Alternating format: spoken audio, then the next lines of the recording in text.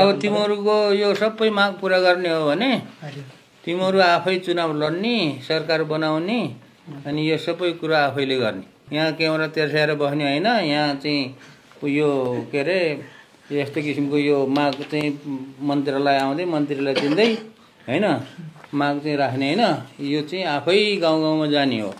म मेरो चाहिँ यो जेनजी 2 भन्यो होइन। जेनजी 2 को सबै भाइ बहिनीहरूलाई मेरो अनुरोध चाहिँ यही हो। मेरो पनि त माग पूरा गर्नुपर्छ तिमीहरूले। तिमीहरूको माग मात्र पूरा गर्ने होइन। कुरा बुझेको खोजेन? मेरो पनि माग छ नि, छ कि छैन?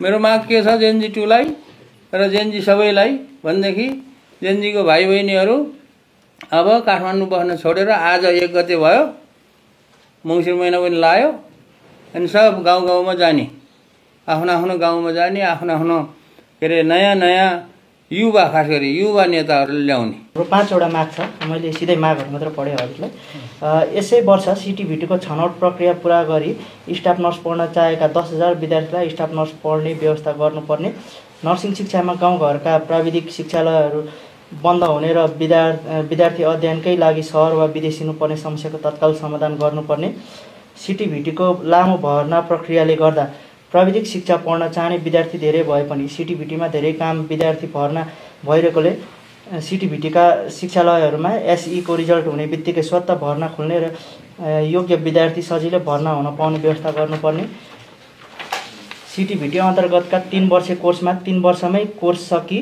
जागिर खान सक्ने बनाउने पाठ्यक्रममा सैद्धान्तिक र प्रयोगात्मक विषयहरूलाई मिलाएर अन्तिम 6 महिनामा ओजिटी जान अघि सैद्धान्तिक विषयमा अन्तिम परीक्षा गर्ने र ओजिटी सकि प्र्याक्टिकल जाँच हुनसाथ तुरुन्त रिजल्ट निस्किने गरी पाठ्यक्रम र परीक्षा प्रणाली तुरुन्त सुधार गर्नुपर्ने, नेपालमै प्राविधिक शिक्षातर्फ स्वास्थ्य इन्जिनियरिङ र कृषि तथा वन विज्ञ लगायतका विषयहरूमा प्रवीणता प्रमाणपत्र तह उत्तीर्ण गरेका विद्यार्थीलाई स्नातक तह अध्ययन गर्न कम्तीमा 50% सिट आरक्षणको व्यवस्था गर्नुपर्ने, प्राविधिक विषयमा प्रमाणपत्र तह पास भएका स्वास्थ्य इन्जिनियरिङ र कृषि विषयका विद्यार्थीहरूलाई स्नातक तहका अध्ययनका लागि लिइने प्रवेश परीक्षा आधारभूत विज्ञान, फिजिक्स, केमिस्ट्री, जियोलोजी र बोटानीका प्रश्नहरू सोधिने र त्यही कारणले धेरै विद्यार्थीहरू प्रवेश परीक्षा नै उत्तीर्ण नहुने वर्तमान व्यवस्थालाई तुरुन्त हटाई प्राविधिक विषयबाटै प्रश्न सोध्ने व्यवस्था यसै वर्ष गर्नुपर्ने हाम्रो माग रह्यो।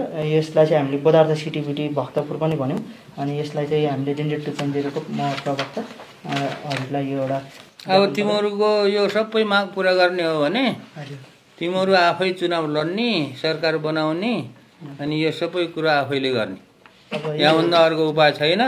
यहाँ क्यामेरा तेर्स्याएर बस्ने होइन। यहाँ चाहिँ यो के अरे यस्तो किसिमको यो माग चाहिँ मन्त्रीलाई आउँदै मन्त्रीलाई दिँदै होइन माग चाहिँ राख्ने होइन।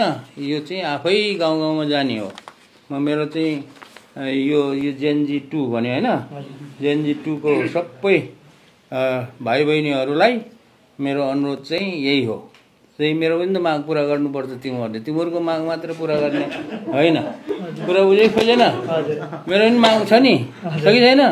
मेरो माग के छ जेनजी 2 लाई र जेनजी सबैलाई भनेदेखि जेनजीको भाइ बहिनीहरू अब काठमाडौँ बस्न छोडेर आज 1 गते भयो, मङ्सिर महिना पनि लाग्यो अनि सब गाउँ गाउँमा जाने, आफ्नो आफ्नो गाउँमा जाने, आफ्नो आफ्नो के अरे नयाँ नयाँ युवा, खास गरी युवा नेताहरूले ल्याउने होइन। युवा नेताहरूलाई ल्याउने अनि यस्तो किसिमको मागहरू चाहिँ त्यो सरकारलाई पुरा गर्ने।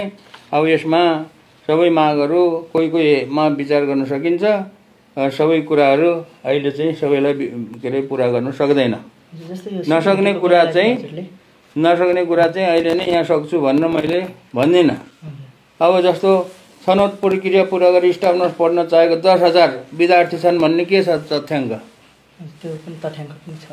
केमा छ तथ्याङ्क? यो चाहिँ हामीले सिटिभिटी यो पिसिएल नर्सिङ पढाउने सिटिभिटी अन्तर्गतका त्यो संस्थाहरूसँग हामीले उहाँहरूलाई डाटा मगाएको थियौँ। त्यसमा चाहिँ हामीसँग होइन त्यो इन्ट्रेन्स दिएर पास गरेकाहरू त्यो रेकर्ड अन द रेकर्डै छ भनौँ। अब यो के हो? अब यसको चाहिँ खास डाटा के हो र अहिले कति भर्ना भयो, अब कतिले पढ्न चाहिने हो, यो डाटा हेरेर अब पढाइ पनि सुरु भइसक्यो के भयो अब भएको छैन यो कुरामा यसो मैले चाहिँ छलफल गरेर के हो गर्ने भन्ने कुराहरू मैले केही कुराहरू हेर्न सकिन्छ यो 1 नम्बरमा। यसमा चाहिँ यस्तो पनि रहेछ, अहिले लगभग 113वटामा 73वटा शैक्षिक संस्था चाहिँ सिटिभिटी अन्तर्गतको यो पिसिएल नर्सिङ पढाउनेहरू यो प्राविधिक शिक्षा पढाउने शैक्षिक संस्थाहरू चाहिँ विभिन्न कारणले बन्द पनि भएको रहेछ। त्यसलाई पनि खोल्ने एउटा बाटो पनि हजुरहरूले गर्नु। अब यो सबैलाई खोलिदियो भने फेरि यो चाहिँ व्यवसायीकरण हुन्छ अनि फेरि तिमीहरूले फेरि अर्को माग लिएर आउँछ। यो राम्रो पढाइ गरेन हैन, जो तैलाई यहाँ माग त थुप्रैले गरेको छ। पिसिएल नर्सिङ पढाउनको लागि अनुमति पाऊँ भनेर थुप्रैले यहाँ निवेदन दिएको छ। अब जो जथाभावी जोसुकैलाई पढाउन नसक्नेलाई चाहिँ सम्बन्धन दियो भने उनीहरूले फेरि पढाइदिँदैन अनि फेरि भोलि चाहिँ राम्रो पढाइ भएन भनेर माग गर्न आउँछ तिमीहरू। त्यस कारणले अब यसमा केही कुराहरू गराउने भन्ने कुरा छ, तर अब राम्रोसँग छानबिन गरेर पढाउन सक्ने क्षमता भएको त्योलाई चाहिँ हुन सक्छ। अब सिटिबिटीको अब यसरी रिजल्ट हुने बित्तिकै स्वत भर्ना खुल्ने योग्य विद्यार्थी यो कुरा चाहिँ छलफल गरेर यसलाई पनि हामीले गर्न सकिन्छ।